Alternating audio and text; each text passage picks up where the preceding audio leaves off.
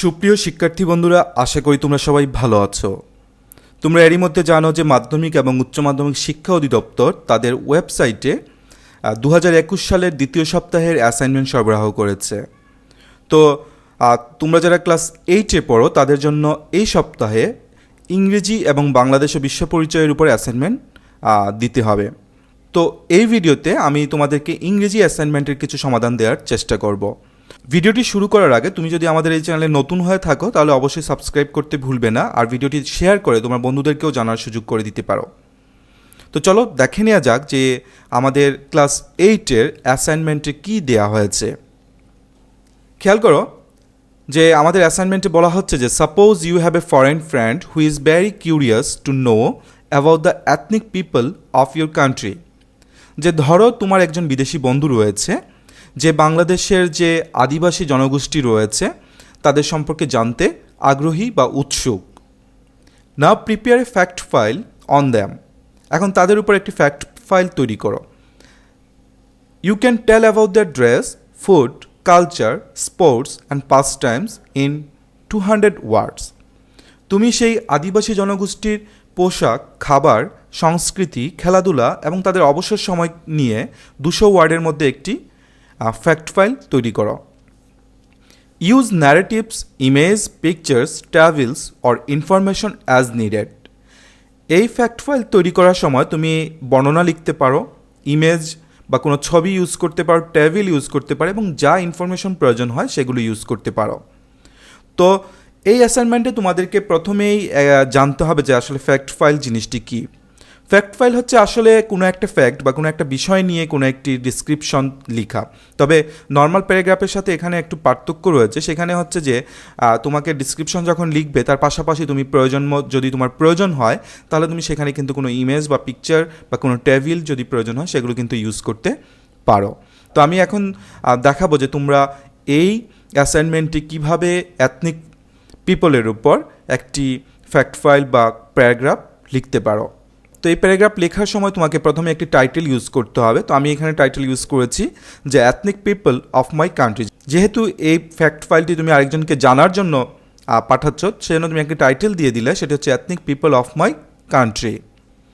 There are about 13 ethnic groups in our country and most of them live in the Chittagong Hill Tracts. বাংলাদেশে প্রায় 13 ধরনের আদিবাসী জনগোষ্ঠী রয়েছে এবং তাদের বেশিরভাগই পার্বত্য চট্টগ্রামে বসবাস করে। The Chakma, the Marma, the Murong, the Santal, the Manipuri, the Khasia, the Garo and the Tripura are the well known ethnic groups in Bangladesh. বাংলাদেশে যে কয়টি আদিবাসী জনগোষ্ঠী রয়েছে তাদের মধ্যে চাকমা, মারমা, মরং, সাঁওতাল, মণিপুরি, খাসিয়া, গারো এবং ত্রিপুরা জনগোষ্ঠী সবচেয়ে উল্লেখযোগ্য।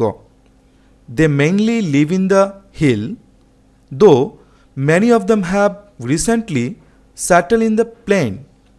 তাদের বেশিরভাগই পাহাড়ে বসবাস করে, তবে তাদের অনেকেই এখন সমতল ভূমিতেও বসবাস করছে। Besides CHT, there are some other ethnic people scattered in different regions of Bangladesh, such as Sylhet, Moulobibazar, Patuakhali, and a few live in Jessore.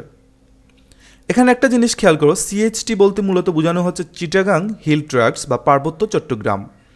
তো এই লাইনটা দ্বারা বোঝানো হচ্ছে যে পার্বত্য চট্টগ্রাম ছাড়াও বাংলাদেশের সিলেট, মৌলভীবাজার, পটুয়াখালী এবং যশোরেও কিছু আদিবাসী জনগোষ্ঠী বসবাস করে।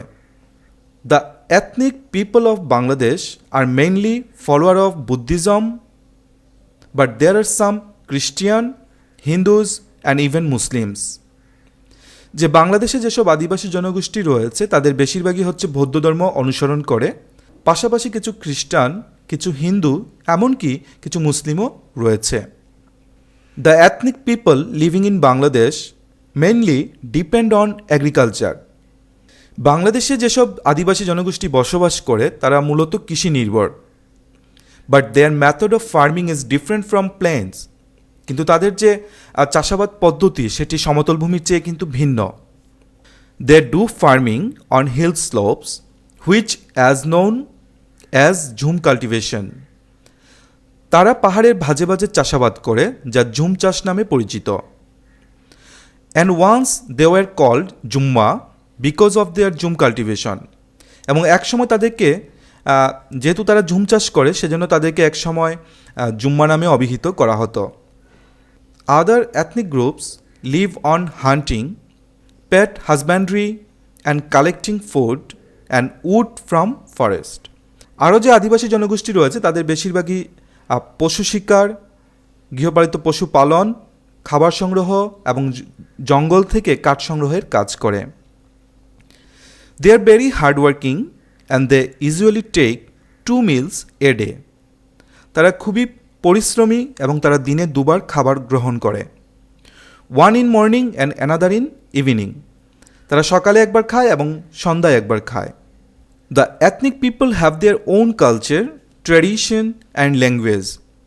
এই আদিবাসী জনগোষ্ঠীদের নিজস্ব সংস্কৃতি, নিজস্ব ঐতিহ্য এবং নিজস্ব ভাষা রয়েছে।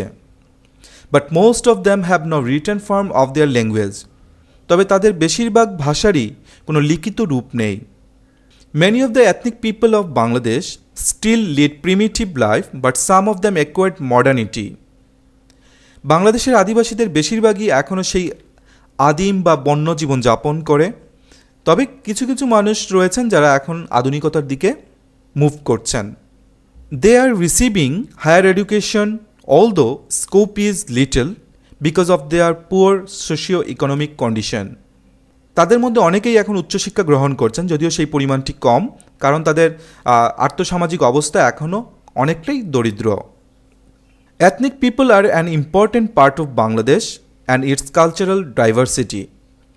বাংলাদেশ এবং তার যে সংস্কৃতিগত বৈচিত্র্য রয়েছে সেখানে আদিবাসী জনগোষ্ঠীর একটা বিশাল অবদান রয়েছে এবং তাদের একটি গুরুত্ব রয়েছে। We should treat them as a friend. আমরা আদিবাসী জনগোষ্ঠীদেরকে আমাদের বন্ধুর মতোই আচরণ করব।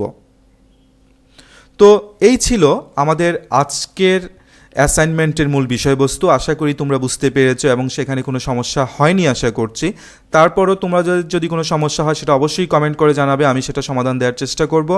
আর এই আর্টিকেলটাকে তোমরা তোমাদের মতো করে কিন্তু চেঞ্জ করে নিতে পারো।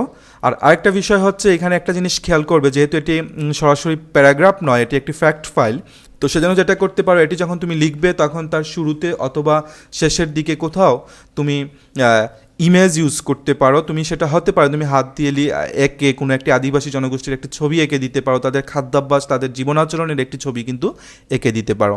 তো আশা করি ভিডিওটি তোমাদের কাজে লাগবে। আর ভিডিওটি শেয়ার করে তোমার বন্ধুদেরকে কিন্তু শেয়ার করো, কারণ তারাও কিন্তু এই ভিডিওটি পেলে উপকৃত হবে। তো আগামী ভিডিও দেখার নিমন্ত্রণ রইল। সবাই ভালো থাকো, সুস্থ থাকো, ধন্যবাদ।